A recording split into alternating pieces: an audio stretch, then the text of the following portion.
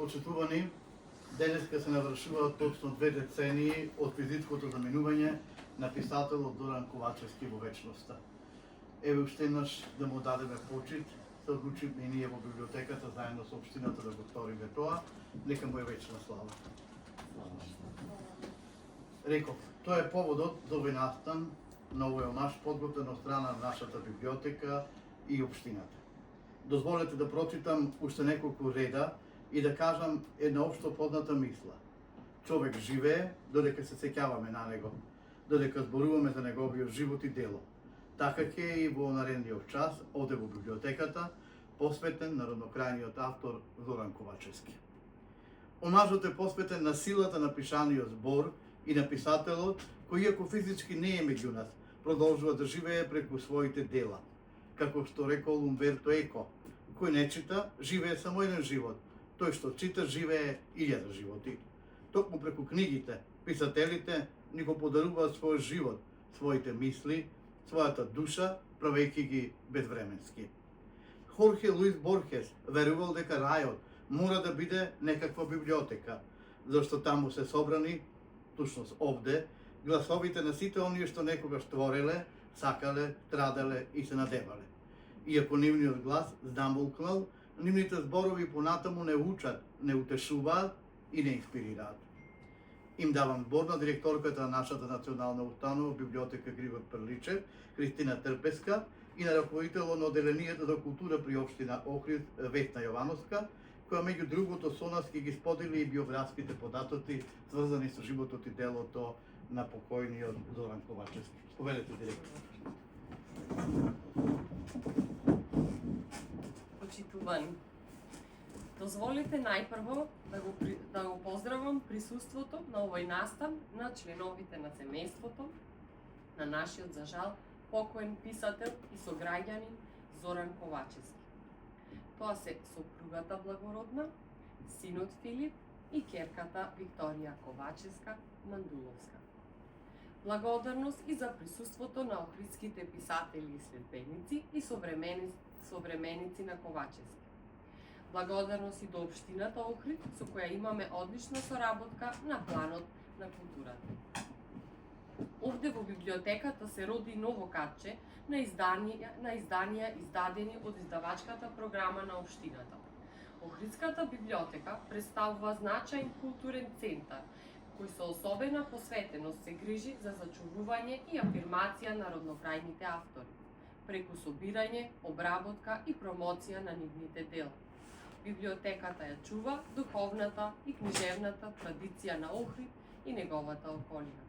Во таа мисија значајно место зазема творештвото на писателот Зоран Ковачевски, чиј литературен опус е длабоко вкоренет во охридскиот простор, историјата и духовноста на градот.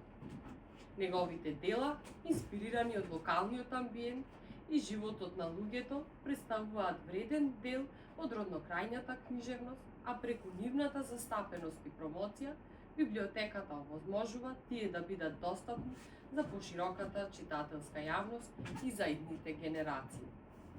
Писателот Зоран Ковачевски е еден од оние кои со своите богато творештво ќе остане забележан во културната меморија на градот и библиотеката. За овој настан, 2 децении од неговата смрт, колегите магистер Мариче Боздоганова и магистер Милчо Јовановски и Коста Трифуновски подготвија изложба на делотворештвото на Ковачевски, кое го поседуваме во нашето роднокрајно одделение, а омажот ќе биде збогатен и со читање на извадоци од критики на познати македонски критичари, инспирирани од творештвото на Зоран Ковачевски. Му благодарам и на почитуваниот Слави Георги Димовски, кој се одзва на нашата покана да е дел од омажот.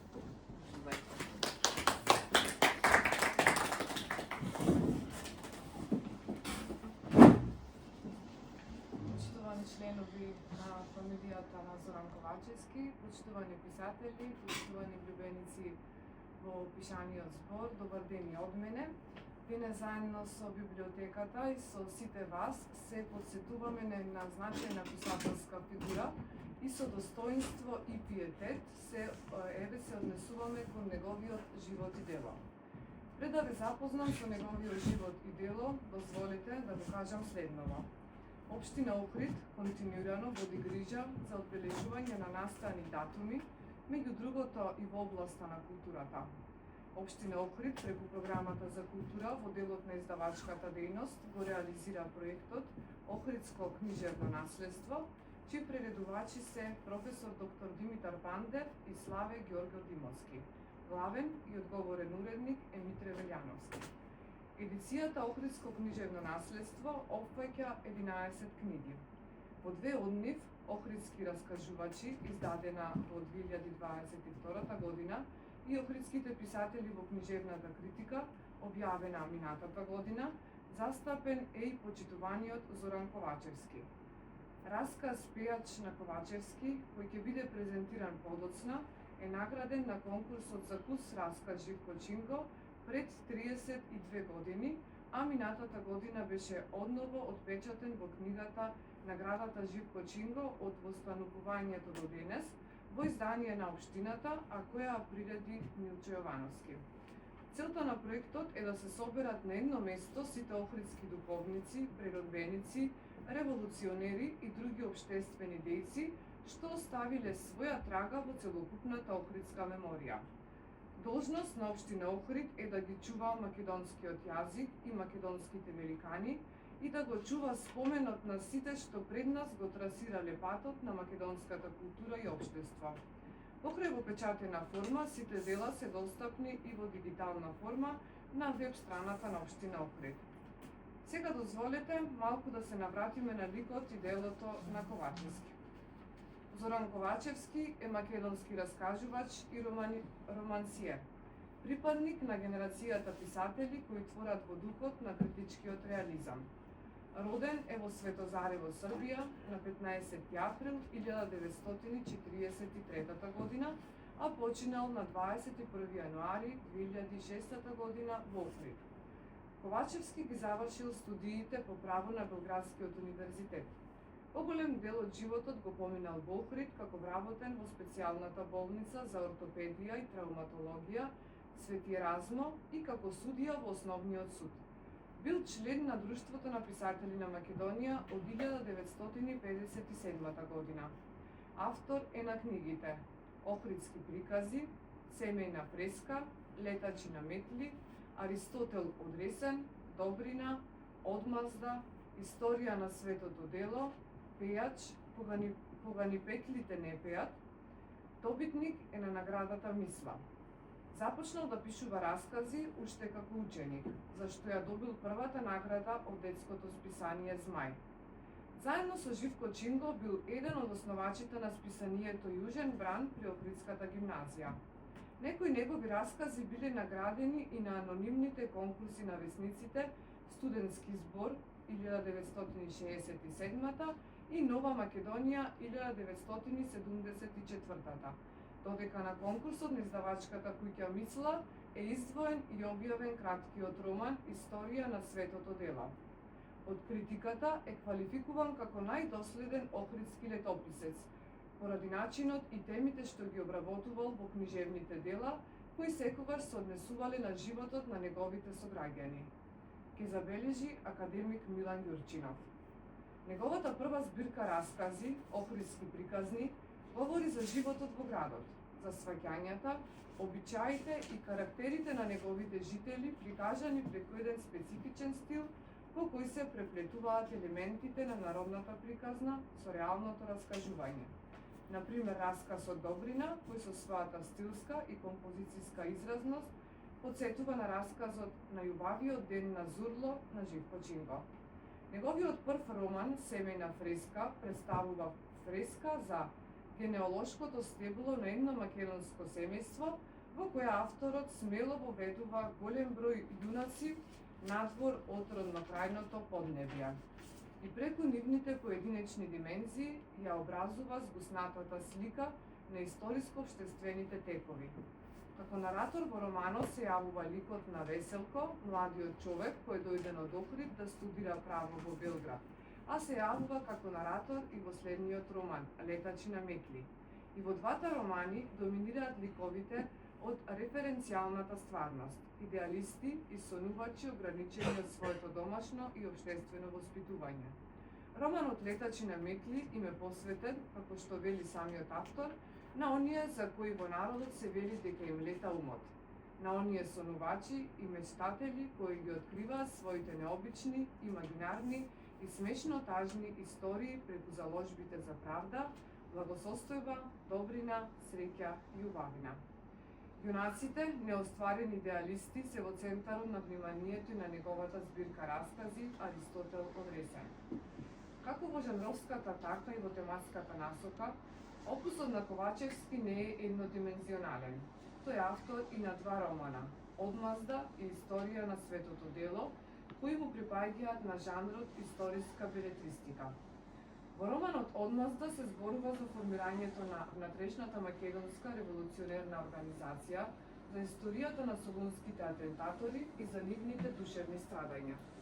Романот Историја на светото дело е посветен на долгата, неизвестна и полна со многу непредвидливи тешкотии потрага на македонските интелектуалци по својот идентитет, преку главниот лик со конспиративно име Јасон. По својот книжевен израз, прозата на Ковачевски представува слоевит градски говор на младите со непретенциозна интелектуалност и затоа критичарот Христо Ѓорѓиевски неговите романи ги сместил во така наречената млада проза или проза во фарберки, според терминологијата на Александар Плакер. Ваквиот тип на раскажување е присутен и во романите. Кратката пролет на Моно Самиников, на Димитар Солев, Вкусот на праските на Влада Урошевик, Дува на Божин Павловски, и забележи доктор Миодраг Друговац. Ви благодарам Весна и благодарам директорке. Да подсетиме, денес се собравме да кажеме дека смртта не е крај за писателот, треба да доаѓа само кога ќе престанеме да го читаме. Сето дека неговите книги се отвораат, неговите идеи се живи, а тој е присутен тука меѓу нас. Како што чинам дека и духот на Зоран Ковачевски е тука меѓу нас. Сега го поканувам почитуваниот Славе Ѓорѓодимовски да одржи пригодна реч за авторот. Поведете. Почитувано семејство Ковачевски, почитувани присутни. Мене беше наложено, колку бе понуден, да направам некој омаш поширок за Зоран Ковачевски, бидејќи ми беше пријател, тој ќе го кажа подосна. Но заради времето и празниците немав толку време, бидејќи ми беше доста кажано и второ дома јас располагав моментално само со една книга, така што немав поголем труд. А да се направи за Зоран, бидејќи е еден од најсериозните македонски автори, текст да се говори или есеј, тоа треба најмалку од 7 до 10 денови активна работа, не само така површно. И затоа денеска се обидов нешто нафрлив, но повеќе ќе кажем и сеќавања и она што е карактеристично за неговата проза. Со Зоран Ковачевски не се знае и се почитувани меѓусебно, и се работувани во списанието Далги. И си разменувам некој, ќе се видиме не дека на улица пред судот, пред се таму, кој ќе следуваше од работа, некои реминисценции за животот во литературата и од литературата, за начин на творењето и што во моментот твори. Последниот пат кога се видовме беше мислам дека пред да се објави романот Одмазда, кај Скалинината и по подолги разговори, си се прашам на кој што работи во моментот. Тој тогаш рече дека моментално се чека да излези романот Одмазда. Мене тогаш, познавајќи неговата проза, ми дојде малце чудно со таков наслов роман, кој што поќе асоцира на оние епски романи. И викат романчето е кратко, на македонски сифрон Кусо, по 60 страници има, и дека обработува некој дел викат од солунските атентати и врзани преку еден главен лик. А тој главен лик не е кој годе, или непознат, тој е Павел Шатев. Значи, преку еден лик се дава едно отсликување на рефлексија на се она што се случувало, кој што рече Весна, од формирањето на организацијата 1893 година, па следната деценија 2003 кога се случиле тие атентати. Значи тоа е до нашо, можам да кажем, лично за Зоран. Кажа Весна исто дека тој е автор на повеќе збирки раскази и на 4 романи. Не каже само дека расказите му се преведувани на повеќе јазици, значи е надвор, има да и некој интернационално реноме, не само затворен во македонските граници. Мислам дека рано се мина фреска е преведена на српски, додека расказите му се преведувани на англиски, на француски, на руски и така натака. Од кој ков е писателот Зоран Ковачевски? Македонската критика го има сместено дека тој е во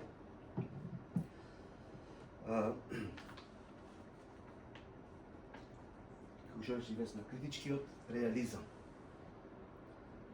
Што значи тоа? И кога се појавува?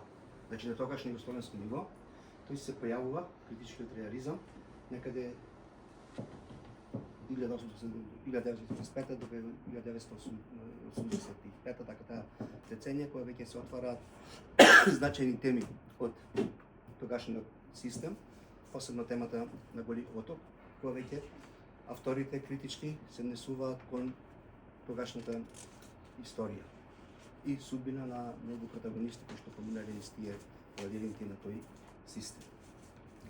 Јас овдека би го ставил на компарација со Живко Чинго, кој Живко Чинго на некој си фантастичен реализам го прави таа критика дава на тој систем многу порано, што таа негова имагинарна земја или имагинарен топос, Пасквелија, што сместува реални ситуации од првите неколку години после ослободувањето.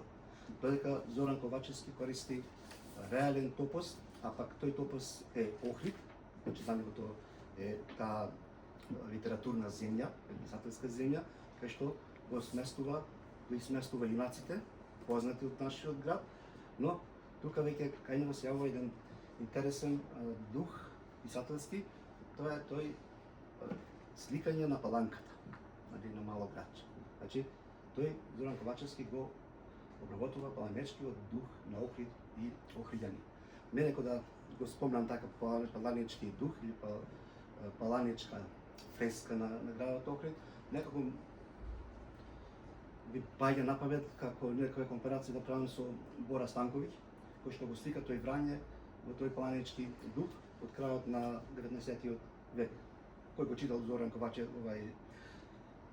Борисов Станковиќ, пред се неговата збирка раскази Давни дани, давнишни денови, значи потсеќа врз сликата на менталитетот на граѓаните на тие некои, да речеме, по настрана градчиња или паланки, како што рекол Зоран, како го спомнам паланички дух, од главните центри. Тоа мислам дека е некарактеристичното кај Зоран, затоа расказите мислам се на повисоко ниво во однос на романите, со тоа што дава една неизбежна слика на еден градски менталитет кој што може да се врзи со два векови, 19 и 20 век. Секој што е охриѓанец, ако ги зема да ги чита тие раскази, или збирки раскази, сигурно нема да му се остават одраци, бидејќи или сами ќе се препознае, или некој од најблиските ќе ги препознае во нив.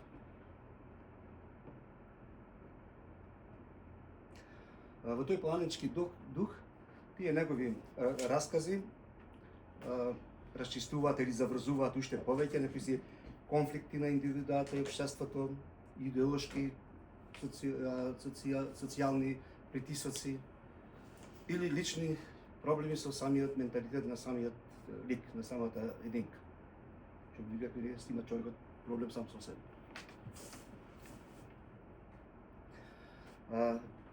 Во развој на македонската литература, Зоран има едно високо место во македонската проза. Кога да кажувам дека е тоа високо место, тоа значи дека тој во секое преиспитување на македонската литература, во секое преоценување на македонската литература или во секое представување било во антологија или поединечно во земјата и надвор, дека без него не може да се замисли на такво представување, односно ако некој го испушти од вакви такви причини, ќе се чувствува во таа литература празно место. Значи со ова сакам да кажам дека колку е големо значењето на тој автор за македонската литература и за македонската култура. Заедно со Живко Чинго, мислам, тие делат едно високо место и тие се неизбежни од секакво оценување и преоценување на таа литература. Значи имаме двајца врвни раскажувачи кои посебно и двајцата врвот го имаат во расказите. Романите можеме да ги ставиме на исто место, ма малце подолу. Не многу. Се тука да има што да се подсетиме. Реков дека мене од тие романи најмногу имат оставен впечаток романот Одмазда. Дали за темата што е врзана со Илинден, со атентатите, дали начинот како го слика Зоран, главниот лик, кој што е историска личност, значи не е имагинарна личност, не е измислена личност, Павел Шатев, кој што имат некој речено дека поминал 2 царства во слободна Македонија, заглавил. Така што и кога починал некако мотив кој се тргнал од јавноста и сега се почива во Битола, додуше се веќе се рехабилитира на високо ниво. Во романот писателот ги истражува конфликтите, општествените притисоци, односот меѓу луѓето и историски преклопување на индивидуални судбини, теми кои се карактеристични за неговиот стил на критичкиот реализам. Значи, тој не прави комплетен, целостен историски роман, има историски фон, има историска личност, но овие карактеристики што кажа дека тој ги обработува конфликтот во себе, како револуционер, значи има Павел Шатев, конфликтот притисоците околни, политички, воени, бидејќи тогаш Македонија се наоѓа под Отоманска империја, и индивидуални судбини на тие кои што се околу главниот лик што се вртат во романчето. Кратко е за да го со симпатија романче. Значи тука конкретно се обработува ситуација познатите солунски атентати, а во наративниот фокус не е никој друг туку Павел Шатев, Гемиџија, во таа 1903 година и подоснежен општественик, понижен од новата комунистичка власт во слободна Македонија. Оваа слобода би требало да се стави и би можело и во наводници. Романот, иако по обем е кус, опфаќа широк спектар на морална дилема и конфликт на социјални и човечки димензии, а сето тоа ставено во фон на историски рефлексии.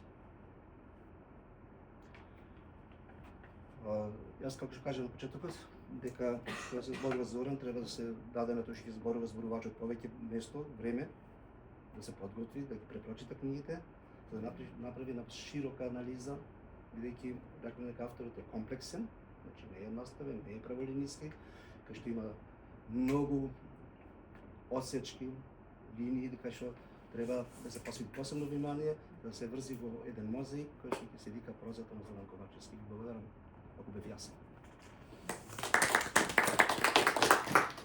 Благодарам, Славе Ѓоргодимовски. А сега, како што рековме на самиот почеток, ќе следуваат извадоците од литературните критики посветени токму на делата на Ковачевски. Повелете, колешката Мариче Броздогане. Почитувани Димитар Пандев ќе каже еден нов момент во македонската проза за творештвото на Зоран Ковачевски.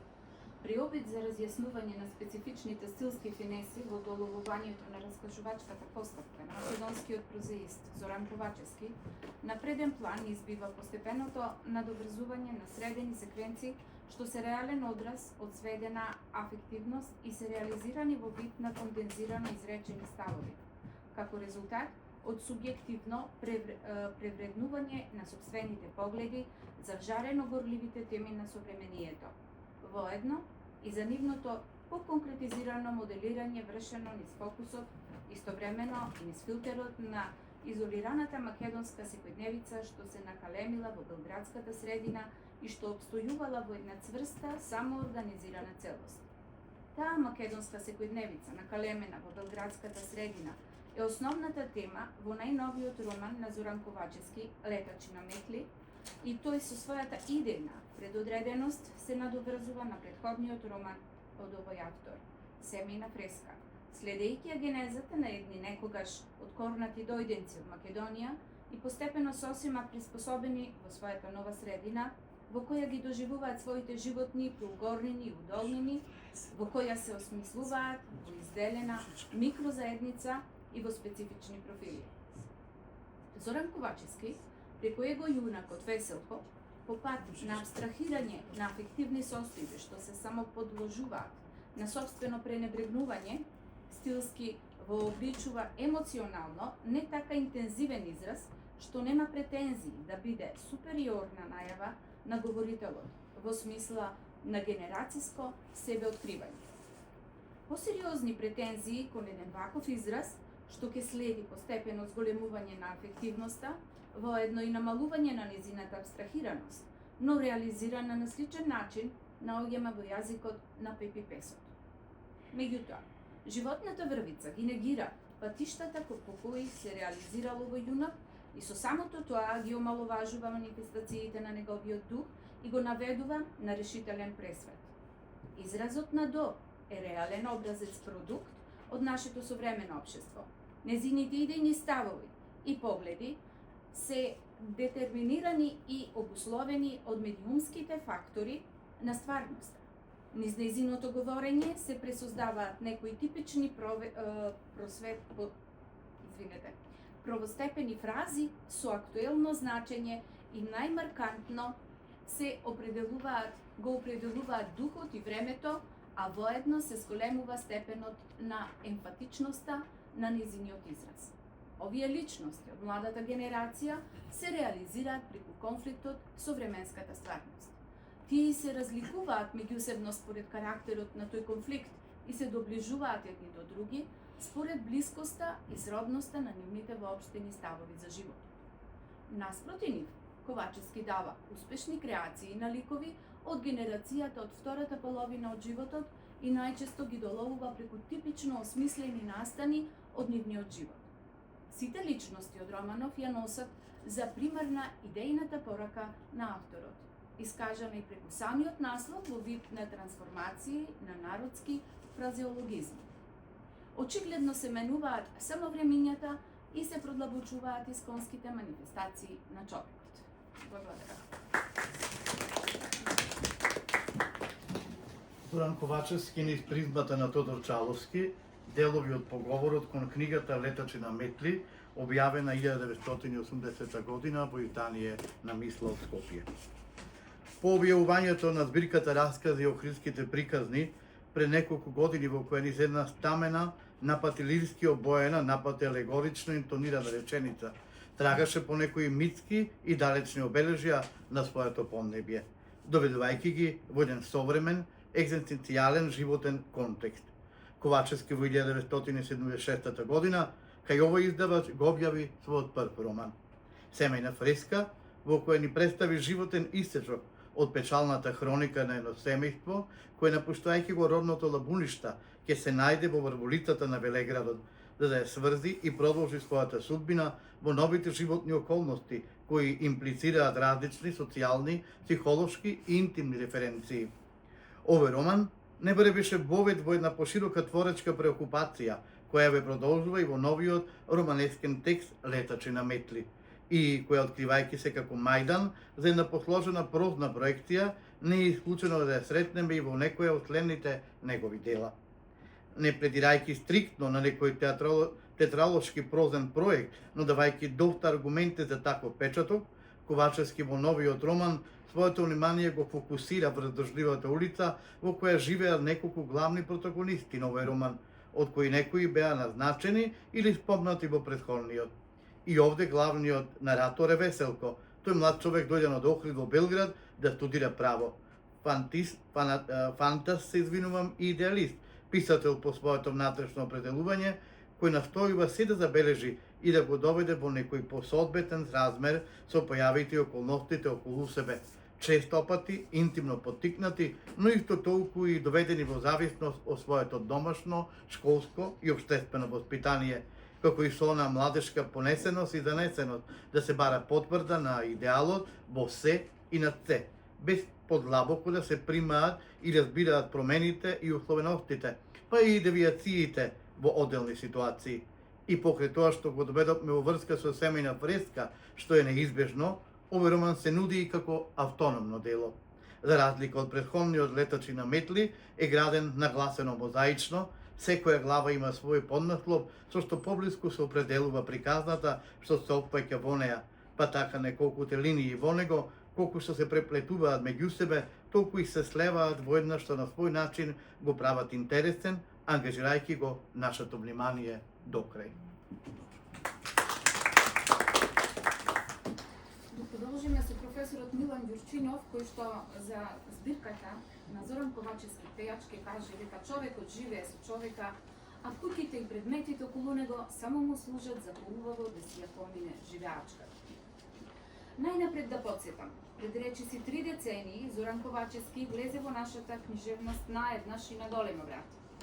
На анонимниот конкурс на весникот Нова Македонија за најдобар расказ тој ја освои првата награда, а другите 4 признанија на овој надпревар му припаднаа исто така нему. Тоа беше малку неочекуван и редок успех.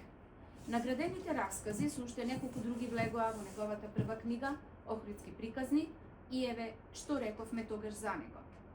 Тоа е автор на своевидна фикционална проза, каде што во едно лесно, препознатливо и реално постоечки амбиент наеднаш почнуваат да се одигруваат чудесни и нереални настрани, да се случуваат неверојатни истории, да се појуваат крајно необични луѓе. Поконкретно речено во збирката Пејач, одново се наоѓаме во светот на малите луѓе, најчесто изместени од своето природно лежиште, кои што живеат под притисокот на некоја духовна или материјална принуда, желба и амбиција, среди кои тлее силна желба и потреба да го пречекорат прагот на својата лимитирана екзистенција и во таквите своји стремежи најчесто остануваат разочарани и неостварени и пред железната и немилосрдна логика на законитостите на животот измамени. Така, во воведниот и насловен расказ Пејач ќе се соочиме со неостварениот оперски пејач кој што со закопаниот талент во себе и страстната желба да се оствари како тенор на оперската сцена поднесува извештај за недосонуваниот свој живот во текот на своите 40 години пред имагинарниот и страшен администратор, кој што во финалето на жестокиот распит пред неговата желба да работи нешто полезно и достојно, што за големата култура брутално ќе му отсече. Ти ќе работиш во рудник, посакувајќи да го сведе на обичен подземен крт. И тој почна да плаче. Ќе забележи на крајот од расказот писателот, гласно и без трам, и крупна солза како удавена мува падна во талогот на неговото недопиено кафе. Тоа можеше да биде еден од неговите најнеубави соништа што ги сонуваше кога ќе се вратеше дома по големи пијачки. Но тој знаеше дека и најнесаканиот сон може еден ден да се доживее најаве. Една се чини нова тема, присутна, периферно и порано, овде се засилува и добива централно место, како стожер околу кој што се нижат и се плетат човечките мачни судбини. Таков е случајот со вториот расказ Брилјантин, во кој е прикажана една гротеска историја што ги потресе малограѓанските жители и во кој малоградскиот заводник Петруш Чорбе, наречен Клерк Гебел, го убива младата Анушка, активистка од комитетот, не можејќи да ги поднесе манирите на својот љубовник и несуден маж. Или приказната за несреќниот Имер, охридски амал што страда од неизмерна љубов спрема американците, за неговите мали соништа, за неговата љубов кон се што е човечно и кон сите луѓе што го населуваат огромниот свет, кого тој го сметаше за своја татковина. Или Гробишта на чунови, лирската приказна за сликарот Јоне Симонче, кој цел живот сликал самоезерски чунови. Или Бајбл, расказ за човекот кој ги сака безмерно слоновите и опште со нив преку ТВ екранот, или расказите во кои подлабоко се задира во исконските релации меѓу власта и поединецот, а редот и хаосот, државата и џунглата, диносаурусот и Шехерезада или своевидниот сплет на сонот и јавето на реалниот живот и фантазијата. Боја, во која авторот ќе го формулира својот став на непоколеблива вера во плурализмот на животот и светот.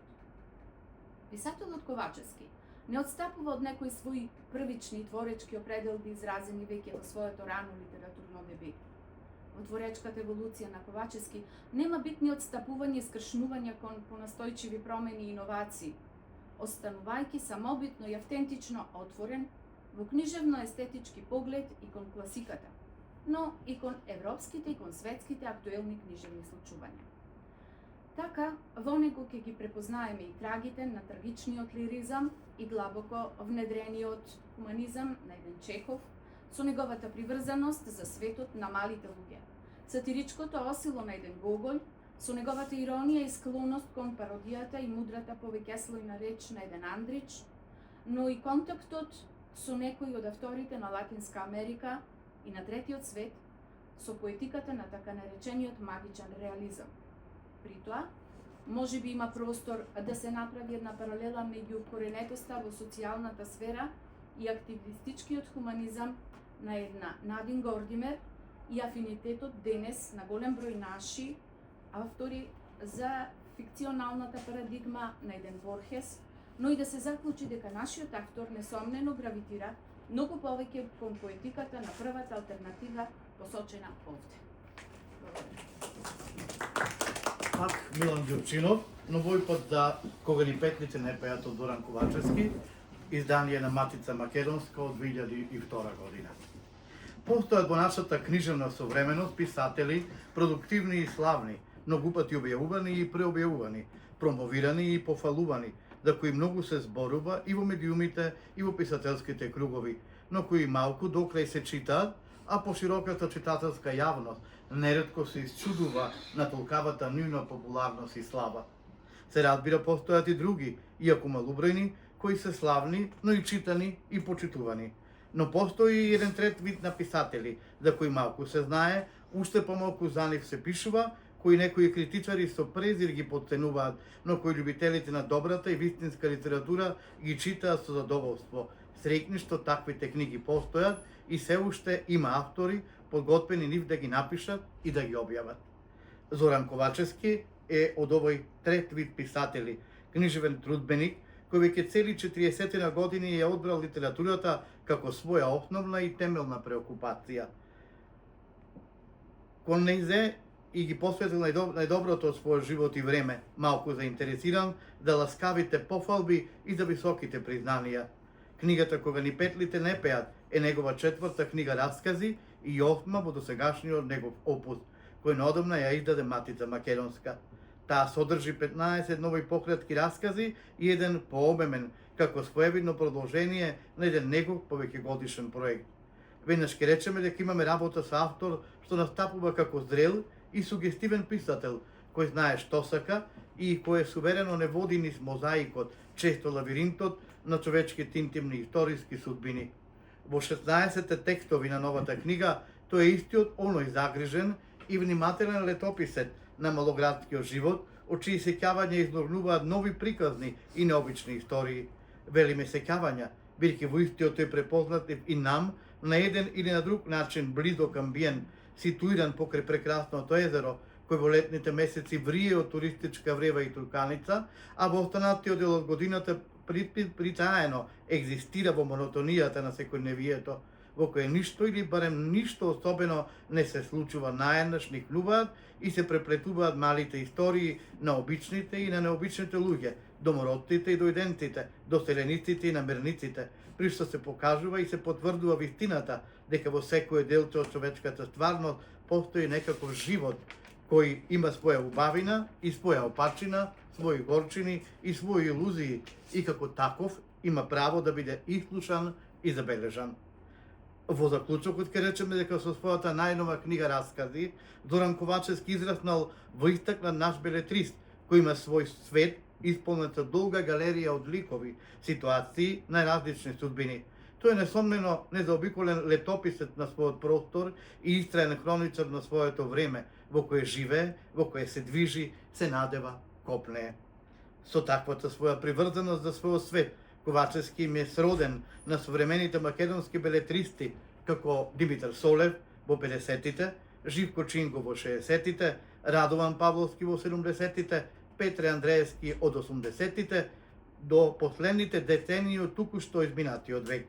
Се разбира, тие се можда различни по својата поетика, но на што ги поврзува и што им е заедничко не е локусот, туку приврзаноста и верноста на својот свет, со што стануваат способни да ја разгорат и да ја дадат крилја на нивната творечка фантазија.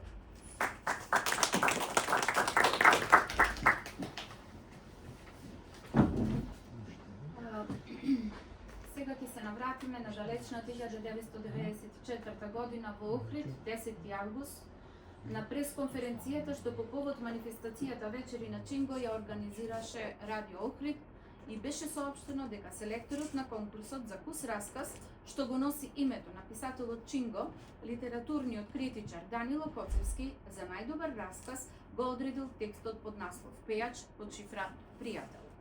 На конкурсот пристигнале 85 текстови од 70 автори од целата република. Зоран Ковачевски, пејач. Големиот администратор, зад кого стоеше голема сила, дојде во Охрид, ја зеде канцеларијата на председателот на општината и ги повика граѓаните да му поднесат извештаи за изминатиот живот. Што биле, што направиле и што мислат да направат. Администраторот седи на широката тапацирана фотелја, од време на време со нозе се отурнува од масата и се ниша како на нишавка. Се разбира, испрашаните, сиреч граѓаните на Охрид стојат пред него просту, на излитениот круг килимот и во став мирно одговара. Т.Г. Масирков, го праша тој. Што си делал во овие 40 години? Т.Г. беше збунет. Тој беше можеби единственото прашање на кој не знаеше одговор. Можам да седнам? Праша. Во канцеларијата немаше друг стол освен оној на кој што седеше администраторот и Т.Г. седна на подот. Од таа перспектива главата на непознатиот, издигната над широката плоча на светливото биро, изгледаше како подвижно топче на голем државен печат, што се помрднува лево-десно удирајќи со својот знак врз судбините на луѓето. Т.Г. и тука, на килимот, на сеќавањето, не можеше да се присети што работел во изминатите 40 години од животот. Се сети само дека во училиштето фаќаше змии во езерото и ги ставаше во фиолката на учителките, но образованието во поимите на државната администрација сигурно дека го немаше својствено на работа. Учев за пејач, изусти тој, во Скопје, во операта, цела година. И отегнато го влечеше испрашувачот. Беше тешко. Наутро не будеше станодавката. Ја отвараше вратата од одајата и викаше: 8 е саатот. Тоа отегнато саатот најмногу ме нервираше. Ми беше туѓо и одбивно и за ине продолжував да спијам. Ми беше жал за дома. Мајка ми сама во Охрид, а јас со месеци не можам да ја видам. И се вратив. И пак се огласи испрашувачот. Што и отсече тој. Тоа истегнато и наместено и го нервираше еднакво како и гласот на станодавката во Скопје. Таа беше добра, затоа те будела, велеше мајка му кога ќе и објаснуваше причината за своето враќање. Сега таа можеби би рекла дека и администраторот го испрашува затоа што му го сака доброто. Но тоа не е вистина. Секому му е јасно дека тој не го сака и дека не може никого да сака. Т.Г. ја сакаше слободата, онаква каква што ја замислуваше, на западен начин. Критиката на власта му беше забавна и омилена. И омилена тема во кафеанските разговори и затоа и го доби прекарот Масариков како символ на слободарскиот дух и живот. Во летница одеше околу пладне. На зидот висеа весниците прицврстени на бамбусови рамки и келнерот заедно со кафето му носеше еден по еден. Тој седнуваше намаса крај зидот во близина на големиот прозорец и по секој прочитан напис и голтка кафе гледаше во широкиот плоштад по кој минуваа сограѓаните и уличните кучиња. Сликите од светската политика, штрајкови, буни, војни, меѓународни конференции, средби на државници и дипломати се мешаа во сликите на неговиот град. Еднакво живи и блиски, како и пазарџиите што се враќаа натоварени од пазарот и трговците што напладне ги затвараа дуќаните, одејќи на попладневниот одмор, и безработниците што зјапаа во активностите на другите, во еден обид на таа слика да и го удрат сопствениот печат на редовни наблюдувачи, без чие присуство не би била целосна сликата на нивниот град.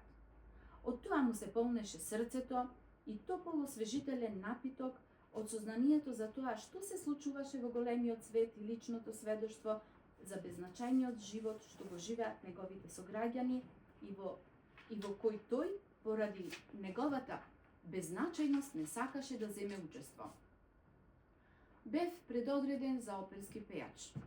Тенор, му рече тој на човекот што ја представуваше големата држава во нејзина униформа и значка. Администраторот беше еднакво студен како и црнобелите портрети на државниците што ги гледаше во весниците распнати на бамбусовата рамка во летница. Може би си помисли тој кога човекот би прифатил да се напиеме кафе во летница и да поразговараме, може ли да се разбереме? Вака, ни тој разбира што сака од него големата држава, ниту пак таа го разбира неговиот живот. Раката во жолт ширит нешто запишуваше во бележникот пред себе. Тој сакаше да дзирне во тоа што можеше да го напише за него големата држава, но се премисли кога се сети дека во тој случај би ја загубил привилегијата да разговара седејќи, што ја немаа другите сограѓани. Замислете, му рече тој на администраторот, дали овде, и покажа зад себе кон родениот град, може да постои опера? Ке речат, опули го онега, гушит плашици. Веројатно тугинецот не знае ни што се плашици, ни што се грунци, но тоа не е важно. Беше пратен од големата држава да открие кој е тој, да го дешифрира неговиот живот и да го намести на вистинското место. Да го вратат во големата опера, кај учителката по солфеж и на правилните штици на бината. Завесата од црвено кадифе се отвара и тој застанува пред гладните очи на публиката. Новата звезда, со векови закопаниот талент, доаѓа да им го подари големото чувство на доживување на вистинската музика. Сите се во униформи на различни држави и му се чини дека тие што се тука не дошле да уживаат во музиката, туку присуствуваат по должност во името на државата да го испитаат неговиот талент. Некаква државна испитна комисија со дневници и пенкала и со стаклени наголемувачи лејки наместо очи, како жаби под микроскоп. Сега тие го гледаат неговиот глас. Тој со рацете ги стегаше двете поли на кадифената завеса и не дозволуваше да се повлечат и да ја отворат бината пред гледачите. Тој сакаше да пее пред вистински љубители на музиката, а не пред испитувачи дојдени тука да го проценуваат како коњ на пазариштето и да го категоризираат во разни рубрики и подрубрики. Тој ги сакаше големите светски држави, поради слободата да бидеш тоа што сакаш, да си и да го слушаш тоа што ти се бендисува. Се друго во светот представуваше само измама, од која тој никогаш не би можел да се поврати. Т.Г. Масариков повеќе не може да седи скрснозе на килимот, на кој што стоеле стапалата на стотина молители, се потфира со десната рака на подот и се исправа на нос.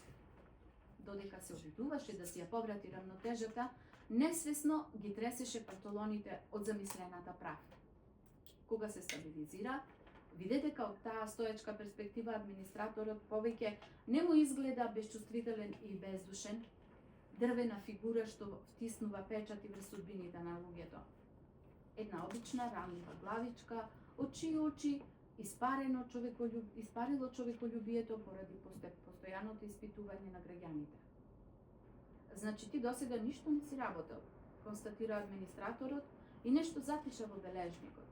Тој повеќе не гледаше во него како да му станува јасен. Тоа беше тажно за него, до разочарување. Представникот на големата држава да не може да ја разбере неговата судбина и местото на неговиот град во светската историја и беше готов за таа грешка да го обвини погрешно одбраниот представник, но во исто време го надвладеа стравот поради пресудата што би можела да му биде изречена. Добро, рече помирливо тој. Јас би сакал да работам, од секогаш сум сакал да работам нешто, но тоа нешто да биде полезно и достојно, недостојно за мене, туку за големата култура на која вие и припаѓате. И еве, ви се ставам на располагање. Вие да го определите моето место во светот. Администраторот вртеше со поповител преку запишаното. Тој свати дека неговата судбина е запечатена и се почувствува исто како кога на телевизија ги очекуваше резултатите од лото излекувањето. Т.Г. Масариков, а рече скоро весело големиот администратор, ти ќе работиш во рудник. И стана од столот. Т.Г. сега забележа дека не е висок човек со кратки нозе, што ги сокриваше големото темно бюро на председателот на општината. Задене се готово и дофрли на секретарката и замина низ ходникот. Т.Г. не се помрднуваше од средината на канцеларијата. Помисли, не е висок николку мене, а сака да ми ја скрои судбината. Тоа не може. Сакаше да викне по администраторот, но овој веќе беше исчезнал во некоја од многобројните канцеларии. Таа голема држава што ја сакаше и ценеше повеќе од што создала цивилизацијата, го обезвреднуваше и го сведуваше на обичен подземен крк. Тој никогаш не пеел пред сограѓаните. Тие и не го разбира и ценеа неговото пеење, но за нив тој секогаш бил оперски пеач. Наутро пееше во бањата и во тие часови ја чувствуваше убавината на музиката заради која што беше достојно да се живее. Пладневните денгуби во летница представуваа самокритичко проследување на неговиот и нивниот живот, но тоа не можеше да помати ништо во убавините на песната што ја пееше и сакаше. Беше пладне и на кафеанската маса во летница келнерот му подонесе вообичаеното кафе и весник во бамбусова рамка. Тој отпи голтка, но вкусот беше горчлив и непријатен. Може би ова моето последно кафе, помисли тој со чувство на осуденост пред да го одведат на бесилка. Низ прозорецот весело влегуваше сонцето. Некоја жена во домашна роба со големи цветови на главата носеше штица со столпли сомуни. Во градината, од спротива, на врвот на унапот пееше врабец. Тој почна да плаче гласно и без страм, и крупна солза како удавена мува падна во талогот на недопиеното кафе. Тоа можеше да биде еден од неговите најнеубави соништа, што ги сонуваше кога ќе се вратеше дома по големи пијачки. Но тој знаеше дека и најнесаканиот сон еден ден може да го доживее најаво.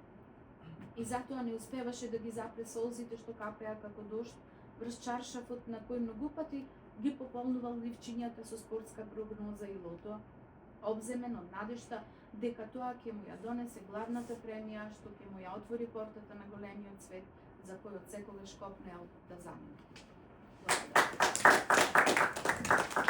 Така пишуваше Ковачевски во своите зрели години. А како пишуваше на самите почетоци, токму некаде во 1960 година. Морам да признам дека за кусо време го подготвивме овој маш во нашата библиотека, но со многу љубов и почит кон неговото творештво, и лично како човек, и лично како автор, се разбира. Имав среќа во мојата новинарска кариера претходно да го запознам и знам дека беше извонреден човек и секогаш тие средби со него ми беа едно пријатно доживување, за кое сега можеби не е толку време да го разглобиме, но сакам да кажам дека навистина вреди да биде во плејадата Охридски автори, запишан во меморијата на нашата библиотека. Подготвувајќи се за овој настан, од каде да тргнам ако не од оние поводрасните наши колеги, соработници, почнувајќи од авторите Мирко и другите, па потоа господин Славе, и стигнав до господинот Димитар Пандев, кој беше на времето мој асистент, потоа и професор, и го распрашав како можеме да стигнеме до семејството Ковачевски.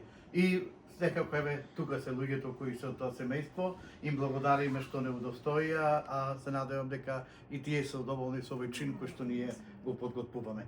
И во тие разговори со господин Пандев можам да кажам дека рече тој, чекај, јас не можам да дојдам во Охрид, но пренесе ги моите поздрави токму до семејството, затоа што со Зоран Ковачевски, иако тој беше повозрасен од мене, јас често дружев и тие средби и другарства се незаборавни и се надеваме дека еве вие, иако не дојдов денеска тука, го парафразирам Пандев, сепак ќе се обидам во некоја друга пригода и не треба само на Зоран Ковачевски да се подсетиме на оваа годишнина од смртта, туку ајде зошто да не направиме една година за Ковачевски и во текот на оваа година да зборуваме токму за него од повеќе аспекти. Тоа се зборовите на Пандев, но и на почитуваниот Славе Ѓоргодимовски.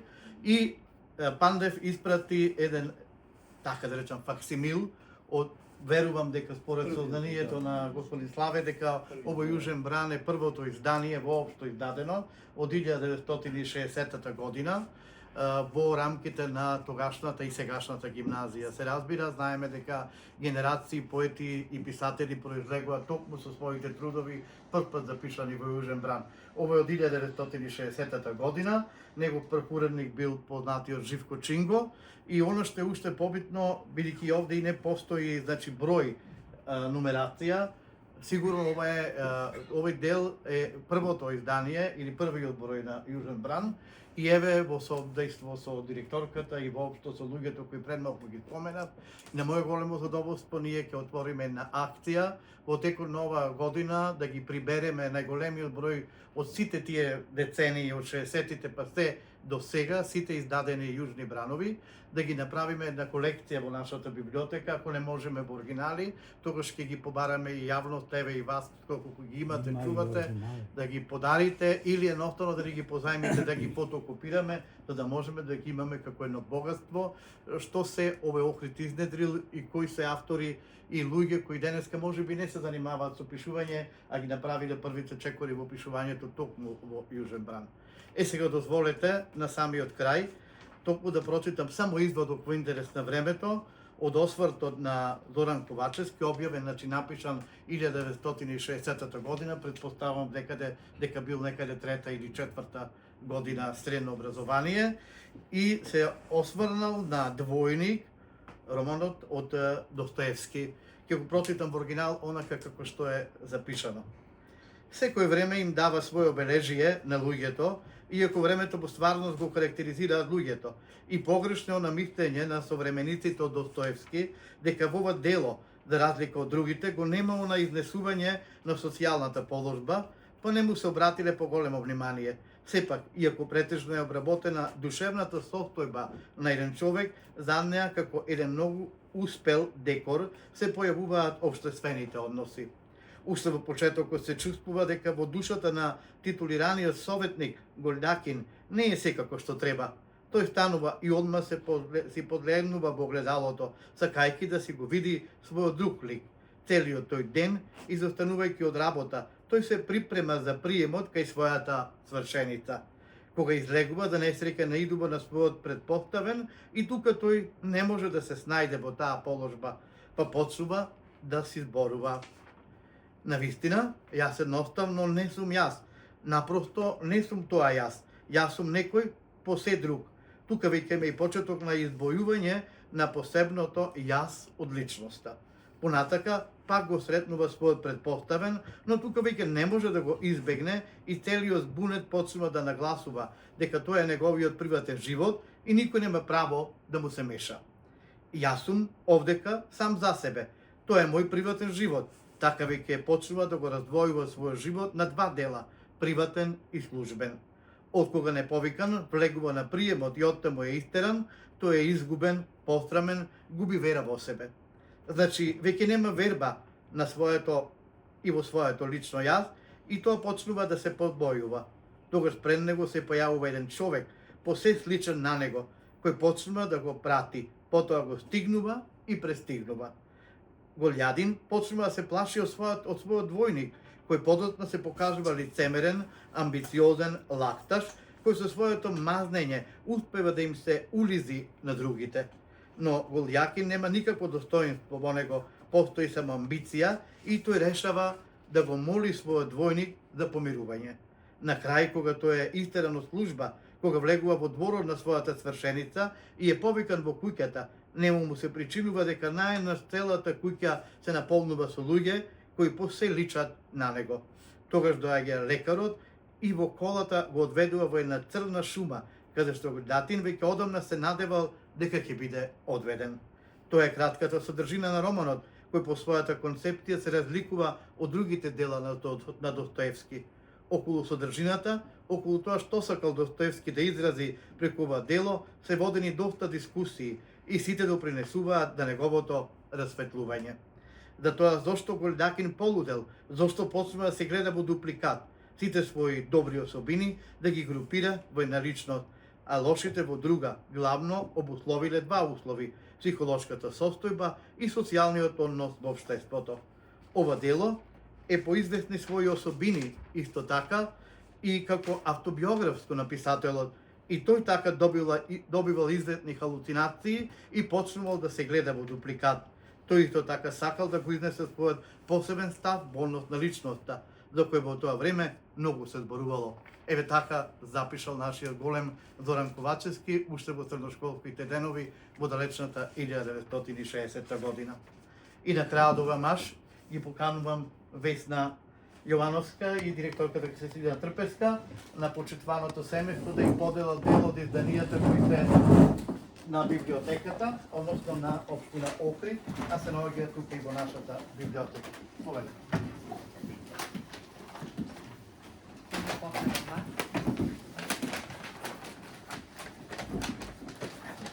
Вики тука е еден од преведувачите на книгата. Јас ќе му дам да врачам на...